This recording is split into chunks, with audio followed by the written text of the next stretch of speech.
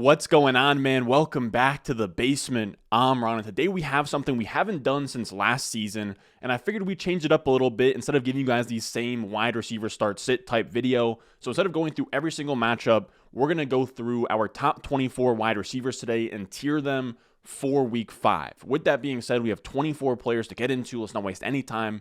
Make sure you go down below, subscribe, leave a like if you enjoyed the video. Let's go. Thirsty, trying to choose. I know I'm pretty cool. My nitty bag. Now, before we get into our wide receiver 1 for week 5, let's set some ground rules real quick. I didn't include any Thursday Night Football players since you guys will be seeing this on Friday. It's going to be full PPR. These are tiers. I feel much more strongly about the tiers than I do player A versus player B if they're like back-to-back within one of these tiers. And then I'm also assuming that Keenan Allen and Amon-Ra St. Brown won't be playing this week. They still haven't practiced, and it's Thursday at this point. It's not looking great for them. Now, our first wide receiver here in S tier is Cooper Kupp at home versus the Dallas Cowboys. And at this point, he's the number 1 flex player across the board in points per game by like a full 2.5 points. 26 points per game for a wide receiver is wild at this point. You're starting him regardless, but we'll talk about the matchup a little bit here where the Cowboys have the 5th best pass DVOA defense, and it's one of the lower over-unders of the week, Dallas versus the Rams, but you still have to give Cooper Kupp that nod. He is matchup proof. He was great against the Bills when the Rams offense didn't look great. He was great last week when the 49ers gave the Rams fits. They only scored 9 points against the 49ers, and still he had a career high in receptions at 14 and scored 26.2 PPR points against arguably the NFL's best defense. Environment doesn't matter. Matchup doesn't matter. Cooper Kupp is inevitable. After Cooper Kupp, we'll go down to A tier, and these are just guys I like as really high-end elite wide receiver 1 options. And first up, we have Stephon Diggs, who's in a smash spot here at home versus the Steelers. He is the wide receiver 2 on the season at this point, and the Bills are minus 14 home favorites here against the Steelers, and they have the highest implied team total of the slate. Vegas has them projected to score 30-plus points this week. So the Bills are going to roll. They're going to score a ton of points, and the Steelers' defense is allowing the 5th most fantasy points to wide receivers. Now, the only concern here with Diggs, and we're nitpicking here, is that you need this game to stay competitive. You don't want the Bills to get off to a big lead and then sit their starters at like the last 5-10 minutes, but the Bills have been a team that haven't let up on the gas pedal. They will score. They will beat you by 20-plus, 30-plus. They do not care. They did it against the Rams and the Titans in the first 2 weeks. I think the Bills come out here and beat the Steelers bad. At wide receiver 3, we have Justin Jefferson, who finally had a bounce-back game after 2 quiet weeks. He gets a 31-point game in London last week. He had 10 catches, 147 yards, and I believe a rushing touchdown. And this game, he's at home versus the Bears, and I quietly like this game to be a high-scoring matchup, or more high-scoring than the over-under of like 44 would suggest here, where the Bears want to run the ball, and they'll be able to against the NFL's 27th ranked DVOA rush defense in the Vikings. And then the Bears are not a terrific defense. The Vikings want to score. They want to play fast. So you have the Bears, who aren't a great offense, but they're going to be able to, their strengths definitely hurt the Bears, and then the Vikings are going to want to score regardless, even though the Bears are allowing the 3rd least fantasy points to wide receivers. Doesn't really matter about the matchup, and even though the Bears are allowing the 3rd least fantasy points to wide receivers, I think that the game script and the environment of this game will be just fine for Jefferson. He should be in play for 20 or more points like he is most weeks. After that, at 4, we have Davante Adams, who's coming off his 3rd game over 10 targets of the season. He's in a great spot here where he's going to be in Kansas City, 51.5 over-under on this game, and they're 7.5-point underdogs here. They're going to have to play catch-up. They're going to have to score a lot to even get within range of the Chiefs, which means that Davante Adams should have a ton of targets versus a Chiefs defense that is allowing the 9th most fantasy points to wide receivers. Then we have Tyreek Hill, and he proved last week that he's quarterback proof. He had Mahomes production, Tua production. Last week he had Teddy Bridgewater's production where he had 10 catches for 160 yards on Thursday Night Football. He now has 12 or more targets in 3 out of 4 games so far. He's commanding targets. McDaniel clearly wants to make him the focal point of this offense, even more so with Tua out. So you're going to get the Jets defense here in MetLife. They are a bottom 5 DVOA pass defense. Tyreek Hill is going to give the Jets secondary a tough time. It's not a shootout spot, but he's in a good spot where he's probably going to get like 8 or more targets against a defense that isn't that strong against pass catchers. At wide receiver 6, we have Jamar Chase, who hasn't scored 20 or more points since week 1, and he's really known as that big play, boom type upside where last year, week 17, he went crazy for like 40 plus points, won people tons of money.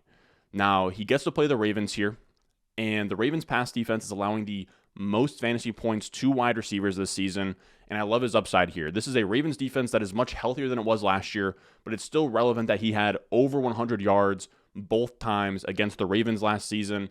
I think that he's in a spot here where he could rebound and give you another 20-point game for this year. Next, we have A.J. Brown here. He is one of 6 wide receivers this week with an excellent matchup on PFF. He should shred the 32nd ranked Cardinals coverage defense on PFF. They're the 32nd ranked defense altogether on PFF. This is a spot where the Eagles should just absolutely roll over the Cardinals. And then you'll also have some shootout potential here where you have 2 elite fantasy quarterbacks, or 2 elite real-life quarterbacks, I would say, and 2 offenses that want to push the pace, score the football. So this feels like a great spot for A.J. Brown to have his first 100-yard game since week 1. Somebody who had a 100-yard game on Monday Night Football last week. We have Deebo Samuel here, wide receiver 8, the last wide receiver in A tier, and he went crazy last week. He had 23.7 points versus a Rams defense, and now gets a bad environment versus Carolina in the week's lowest over-under of the slate at 38.5. But Deebo should still eat versus Carolina's defense that's sort of neutral at this point. They're not anything crazy. Deebo Samuel is always a great bet to make his own efficiency regardless of matchup or game script. Then we get to the B tier wide receivers, which are wide receiver 1s I feel strong about playing. They would be back-end wide receiver 1s for me. And first up at wide receiver 9, we have Mike Evans here, who's coming off a 30-point game, and he gets the Falcons and A.J. Terrell. Now, I will say A.J. Terrell is not somebody that you should really be fading a ton. It's just worth noting here. Mike Evans last year in both matchups with Atlanta had 16 or more points, and Atlanta is giving up the 7th most fantasy points to wide receivers. Not really worried about that matchup. Mike Evans should be good to go as a back-end boom-bust wide receiver 1. Then we have T. Higgins, who's a similar archetype here, where he is going to be in a spot where Chase will have a lot of attention on defense. He's playing against a Ravens defense that's allowing a ton of points to opposing wide receivers. And this is a Ravens defense that he put up his 40-plus point game, just absolute bomb in the playoffs, or in the fantasy playoffs last year. So he's a high-ceiling play. T. Higgins could lead all wide receivers in week 5 in fantasy points, and it really wouldn't surprise me.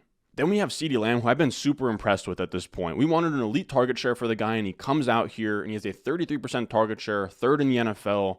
He is that guy at this point. And that's despite catching passes from Cooper Rush, and even in that environment with that quarterback, he has managed to be the wide receiver 14 in points per game on the year. He gets a matchup in LA. Dallas has been first in pace of play this year, and he gets a matchup in LA versus a Rams defense that's allowing the 3rd most fantasy points to wide receivers. I'm not sure Dallas will score a ton versus this defense, but they should at least have a lot of plays and a lot of yards, which means CeeDee Lamb should have a nice PPR game set up for him here. Then we have C-tier wide receivers, which I view as super high-end wide receiver 2s, elite options, but not quite top 10, top 12 type options here. And we'll go with Jalen Waddle up top, who I view as a boom-bust play, where he's catching passes from Teddy Bridgewater. He should clearly be the second target behind Tyreek Hill, but he's going up against a Jets defense that let Tyler Boyd score a 55-yard touchdown, 56-yard touchdown, and a lot of it was off yak. It wouldn't surprise me at all if Jalen Waddle saw only 5 or 6 targets, but he turned one of them into a 60-yard touchdown. The Jets defense, outside of the perimeter corners, DJ Reed and Sauce Gardner have been great, but our safeties, LaMarcus Joyner, Whitehead hasn't been great. CJ Mosley across the middle kind of sucks. Nickel corner, Michael Carter's been decent, but it wouldn't shock me at all if Waddle took a slant to the house against this Jets defense. So I like him as the wide receiver 12 on the week. Then we have Marquise Brown, who is much more of a volume play than he is a splash play type of guy here, where he's 3rd in the NFL in targets with 45 right now, and he currently sits at wide receiver 8 in points per game on the season. I want to say he also has 3 straight games of 10-plus targets at this point. The volume will be there, but the matchup is pretty rough. He gets the Eagles here, who have the 2nd best pass DVOA defense, and he is projected on PFF to get shadow coverage from Darius Slay, but Darius Slay is dealing with an injury right now, and because of that, he might not play, and if he does play, he might not shadow him the way that he would in a full health game, or he could just shadow him the whole time, and it could be a tough task for Hollywood Brown. Regardless, Hollywood Brown has been getting a ton of targets here. You have to buy into that. And then on top of that, they're going to be home underdogs to the Eagles. They'll have to catch up the entire time, running with tempo, calling a bunch of plays, passing the ball. It's a great environment here despite a bad matchup. At wide receiver 14, we have Christian Kirk, who had a quiet week versus Philly last week, but the volume was there. He still had 9 targets despite scoring under 10 points last week. He gets a rebound spot here against a Texans defense that's allowing the 9th most explosive plays to opposing pass offenses. It wouldn't shock me at all if Christian Kirk had a nice 15-plus point game here. Then we have Mike Williams here, who is in a good spot to be the focal point of Justin Herbert's passing offense, with Keenan Allen likely out for another week here. He had 7 catches for 120 yards last week. He was their true wide receiver 1, and now he gets a matchup here on the road versus Cleveland, who has the 3rd worst DVOA defense, which means Mike Williams should be a good bet to be a high-end wide receiver 2 this week. After that, we have our last wide receiver in C tier with Chris Godwin. He saw 10 targets in his first game back since week 1 last week. And because of that, I'm treating him like a high-end wide receiver 2 at this point. He was pretty much in the same role that he's always been in, and he gets a great matchup against a Falcons defense allowing the 7th most fantasy points to wide receivers right now. And AJ Terrell is really their only really strong cornerback, and he should be on Mike Evans for a majority of the game, which will open up a lot underneath for Chris Godwin. Which brings us to D tier, which are guys I feel like are fine as mid-range wide receiver 2 plays. And first up, we have Chris Olave here. And I've been really impressed with Chris Olave. I was someone that wasn't a huge believer in him. I had Pickens over him coming out of school. The way that he has commanded volume has been crazy. He has a 26.1% target share, which for a rookie is insane.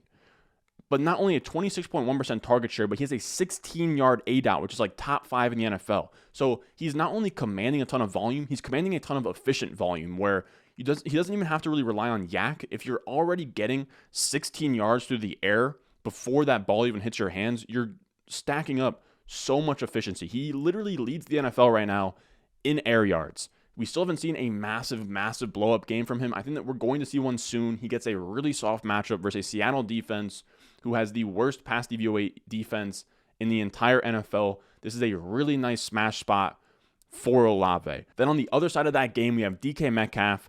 And this Seattle offense now is maybe the most surprising thing in football, where Metcalf and Lockett go from very tough to play or tough to put in your starting lineup wide receiver 3s because of how bad the offense is, to legit top 24 options due to Geno Smith being essentially top 5 in any quarterback relevant passing metric. He looks amazing at this point. Now, I think the magic is going to, run out at a certain point, but for now, I think you have to just sort of ride the wave.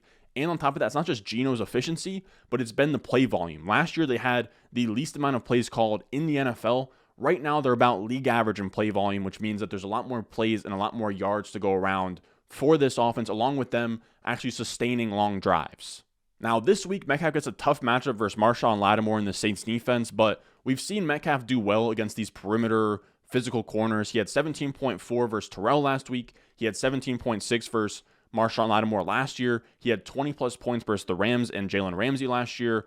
DK Metcalf is a really talented wide receiver that can make his own efficiency after the catch. I think he's somebody, just given what we've seen from this offense so far, that should be treated as a wide receiver 2 this week. At wide receiver 19, we have Drake London here, who gets a tough matchup on the road versus the Buccaneers, who have the 3rd best DVOA defense. But while the matchup isn't great, it's going to be one of the better environments for the Falcons here, where they have been the 2nd lowest pass attempt team, averaging 24.5 pass attempts per game. Being 10-point underdogs on the road should force them to pass, 28, 30 plus times, as long as Arthur Smith isn't being super stubborn and just running the ball down 2 scores.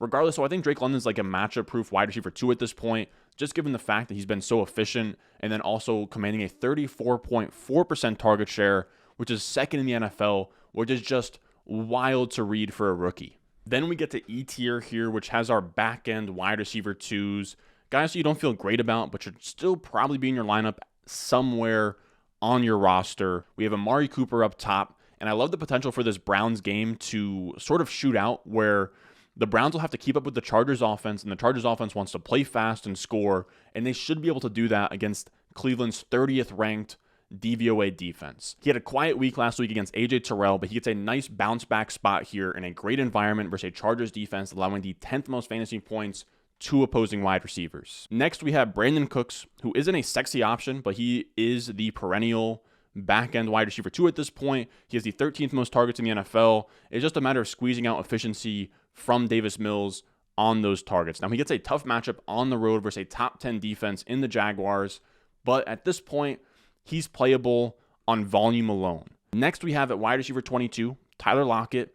And Lockett and Metcalf at this point are top 24 wide receivers in points, and they're going to be on the road versus a Saints defense that was really strong last year, and they're still a good defense, but they're allowing the 12th most fantasy points to wide receivers right now, which means it's not as scary as it once was. And you also get Metcalf taking away Marshawn Lattimore, and sort of similar to Mike Evans taking away Terrell, opening things up underneath for Godwin. That's what's going to happen for Lockett here, where he's not going to get the number one corner, and he should be able to sort of dice up this defense. And we're still waiting for a Lockett blow-up game. He hasn't had a touchdown yet. He hasn't had a game over 20-plus points. We've known Lockett as this boom-bust guy. He's been much more consistent, but I do think we'll be in store for a massive Lockett game sometime soon. That could be this week, or we could see a classic Lockett dud where he has like under 6 points, which takes us to our last tier here, F tier. These are fringe wide receiver 2s. You can throw like 10 to 12 names out, and they could have been here at 23 and 24.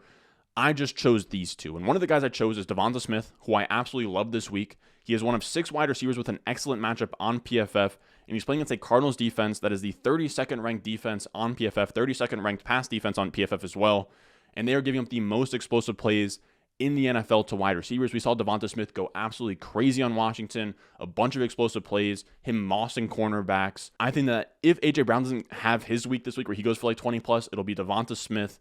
Devonta Smith is in play here to have another, boom game, which is sort of what you want from these back-end wide receiver 2s. You sort of want to be shooting for that upside. Then our last wide receiver 24, is Juju Smith-Schuster. Now, again, you could put a ton of names here. You could put Deontay Johnson. You could put Gabe Davis. You could put literally whoever you want. Curtis Samuel, Terry McLaurin. There's a million names that could fit here in this last tier. I went with Juju.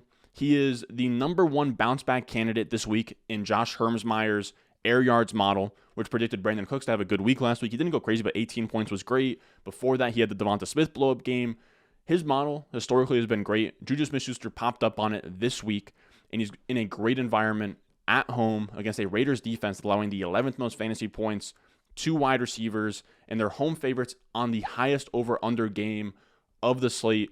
Juju is set up to smash here. If he comes out here and lays a goose egg, like an 8 to 10 point game, then it's officially time to really start worrying about Juju. Now, that's going to do it for us today. As always, make sure you check out the Patreon, patreon.com/Ron Stewart, for the rest of these wide receiver rankings every single week on Thursdays, and then updated on Saturdays. I'll be giving out my top 24 quarterbacks, top 50 running backs, top 50 wide receivers, top 25 tight ends, and then a flex ranking, so you guys can go out there and make the best start-sit decisions possible to win your leagues. Again, that'll be patreon.com/Ron Stewart. I'll put a link at the top of the description and a link at the top of the comments down below.